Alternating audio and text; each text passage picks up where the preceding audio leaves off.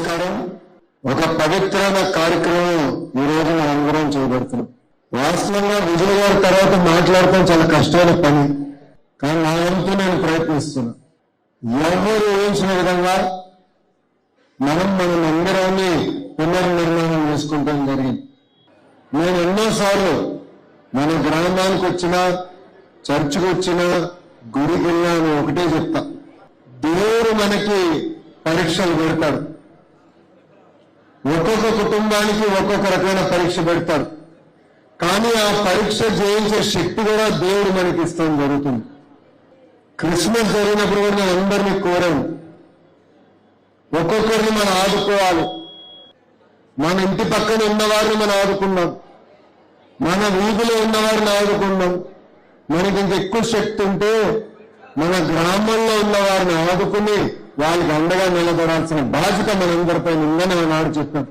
దేవుడు అలానే నాకు అవకాశం ఇచ్చాడు. మీ మందిరం పునర్నిర్మాణంలో నేను కూడా భాగస్వామ్య అవకాశం దేవుడు నాకు కల్పించాడు. శంకుస్థాపనకి నన్ను రమ్మంటే నేను రానని చెప్పిన. ఆనాడు కండిషన్ పెట్టిన, సంవత్సరం లోపల పూర్తి చేస్తేనే రిబ్బన్ కట్టింగ్కి నేను వస్తాను. ఏ పని చేసినా ఒక సంకల్పం, ఒక పట్టుదలతో మనం చేయాలి. కాలం ఉంది కదా అని ఎక్కువ సమయం తీసుకుంటాం కాదు. ఒకటి అనుకుంటే మన మనసులో ఒక పని పడితే, ఒక పరీక్ష వచ్చినా అది ఎట్లా సాధించాలి, ఎట్లా పూర్తి చేయాలి, ఆ శక్తి మనలో ఉండి చేసి చూపించండి. కరెక్ట్ గా క్యాలెండర్ మారే లోపల రిబ్బన్ కట్టింగ్ నన్ను పిలవమని వాళ్ళు కోరటం జరిగింది. నా కోరిక మేరకు ఈ పునర్నిర్మాణం కమిటీ ఏదైతే అద్భుతంగా ఈ రోజు మనం మందిరం కట్టారో వాళ్ళకి సభా తరఫున నా హృదయపూర్వక ధన్యవాదాలు నేను తెలియజేసుకుంటున్నాను. ఇది ఒక ఉదాహరణ. మనందరం గుర్తుపెట్టుకోవాలి, పరీక్షలు ఉంటాయి, భయపడకూడదు. ఈరోజు సమాజంలో మనందరూ ఎక్కువ భయపడుతున్నాం.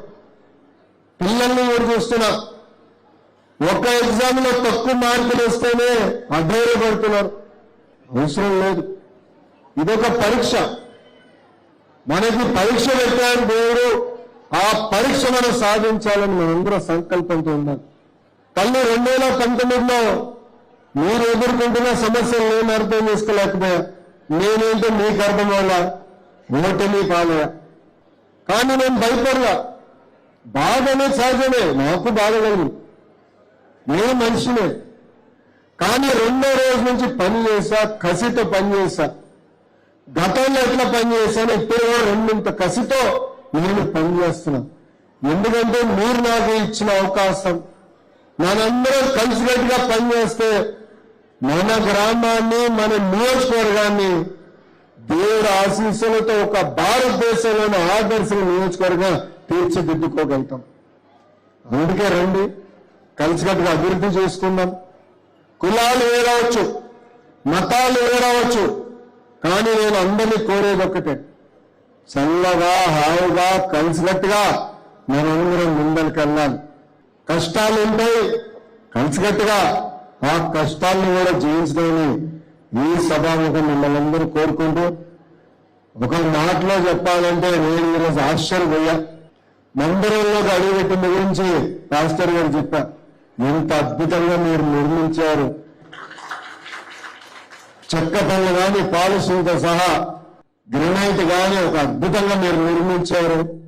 ఆనాడు పెద్దల్ని కోరా, కనీసం 100 సంవత్సరాలు ఉండేలాగా మందిరం నిర్మించాలని ఆనాడు కోరాను. 100వ గారు మీరు కట్టిన కట్టుడు చూస్తుంటే 200 సంవత్సరాలైనా మన మందిరం ఇట్లనే అద్భుతంగా ఉండాలి, సమాజానికి ఒక దారి చూపించాలని పెద్దలందరినీ కోరుకుంటూ, నాకింత అద్భుతమైన అవకాశం ఇచ్చిన మీ అందరికీ పేరు పేరున నా హృదయపూర్వక ధన్యవాదాలు తెలుపుకుంటూ మీ అందరి గురించి సెలవు తీసుకుంటున్నా. అందరికీ నమస్కారం. శాశ్వతమైన ప్రేమతో మమ్మల్ని ప్రేమిస్తున్న తండ్రి, ఘనమైన మహోన్నతమైన నామమును స్తుతిస్తూ ఉన్నాం. ఈ దేశము 77వ గణతంత్ర దినోత్సవాన్ని ఎంతో వైభవంగా జరుపుకుంటూ ఉంది. 140 కోట్ల ఈ దేశ ప్రజలందరి కొరకై మిమ్మల్ని మహిమపరుస్తూ ఉన్నాం. ఎంతో సంక్లిష్ట పరిస్థితుల్లో ఉన్నప్పుడు నాయన తండ్రి మా ముఖ్యమంత్రి వర్యులను మీరు జ్ఞాపకం చేసుకున్నారు. వారి గురించి క్రైస్తవ సమాజం ప్రార్థించినప్పుడు వారికి ఇచ్చిన విడుదలను బట్టి మీకు వందనాలు. ఈ సమాజాన్ని ఎంతో చక్కగా అర్థం చేసుకుంటున్న మంత్రివర్యులు శ్రీ నారా లోకేష్ గారి కొరకై వందనాలు. ఎంతో గొప్ప భావజాలము కలిగి ఈ సమాజాన్ని గురించి లోతుగా ఆలోచిస్తూ ఈ స్పీడ్ యుగంలో కాలముతో మనము కూడా మార్పు చెందాలి అని బీదలు, అన్నార్థులు, అభాగ్యుల వారెంతో శ్రద్ధ కలిగి వారి విమోచన కోసమై, విడుదల కోసమై చేసే ప్రతి ప్రయత్నములో మీరు తోడుగా ఉన్నందుకు స్తోత్రాలు. వారి నాయకత్వాన్ని బలపరచండి, కుటుంబాన్ని దీవించండి, వారు అడుగుపెట్టే ప్రతి స్థలమును దీవించండి. యేసు ప్రభువా మీకే వందనాలు. రెవరెండ్ డాక్టర్ కొడాలి విజయ్ గారి కొరకే వందనాలు. వారు దైవ బలముతో నడిపించబడుతూ ఉన్నారు. అందుని బట్టి మీకు వందనాలు. క్రైస్తవుల అనేక సమస్యలను మంత్రి గారి దృష్టికి తీసుకుని వెళుతూ వారు విడుదల కోసమే ప్రయత్నిస్తున్నారు. సోదరులు గౌరవనీయులు జోసెఫ్ పిఎస్ గారు నిమిత్తమై వందనాలు. ఆంధ్ర వాంధ్రులకి నూతన సంఘము కొరకై, దైవజనులందరి కొరకై మీకు వందనాలు. వీరి నాయకత్వమును బలపరచుమని ఈ సమయంలో వారిని అభిషేకిస్తూ ఉండగా ఆకాశము నుండి ఈ దీవెనలు అనుగ్రహించి ఆరోగ్యము, క్షేమము, భద్రత, సకల దీవెనలు అనుగ్రహించుమని ఆత్మకూరు గ్రామమంతటినీ దీవించండి. ఈ దేవాలయ మహోత్సవంలో పాల్గొన్న ఒక్కొక్కరిని, ప్రతి ఒక్కరిని దీవించండి. సోదరుడు చిరంజీవి గారి కొరకే వందనాలు. ప్రభు వారికి ఇచ్చిన బాధ్యతల కొరకే వందనాలు.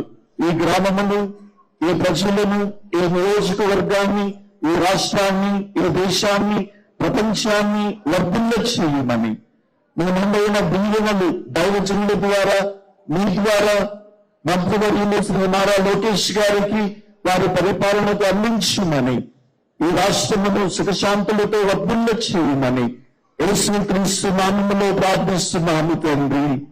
ఆమేన్. పరలోకమందున్న మా తండ్రి, మీ నామం పరిశుద్ధపరచుడు గాక, మీ రాజ్యం వచ్చును గాక, మీ చిత్తం పరలోకమందు నెరవేర్చినట్టు భూమి యందు నెరవేరు గాక. మా ఎడల అపరాధం చేసిన వారిని క్షమించిన ప్రకారం మా అపరాధములను క్షమించుము. మమ్మల్ని శోధనలోనికి తేక దృష్టి నుండి తప్పించుము. రాజ్యము, శక్తి, మహిమయు నిరంతరము నీవేన్నవి. మన యేసుక్రీస్తు వారి కృప, తండ్రి అయిన దేవుని ప్రేమ, పరిశుద్ధాత్మ దేవుని దీవెనలు ఇక్కడ చేరిన మీరందరికీ, ప్రత్యేకించి గౌరవ మంత్రివర్యులు శ్రీ నారా లోకేష్ గారికి, వారి నాయకత్వానికి, ఈ రాష్ట్రమంతటికి తోడై దీవించుగాక. ఆమేన్. God bless you, sir.